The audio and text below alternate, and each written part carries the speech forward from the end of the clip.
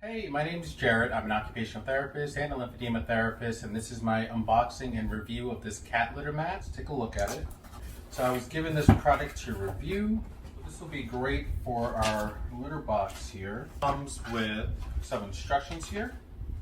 There is a 12-month warranty on it. So when it comes, you can see there are some folds in it. So with this, you want to put some weight on there so we can always put our cat litter right on top like so to help flatten it out, so that way it will even out over time. And that the mat will flatten out in just a couple days. So to put this underneath the litter box, this side will be up and this side will be the bottom side, the side that has more of like a softer side on the inside of the mat.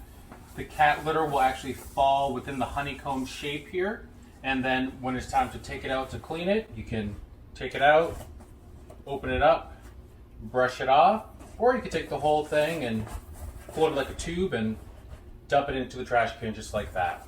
And it'll be all set to go over the next couple days.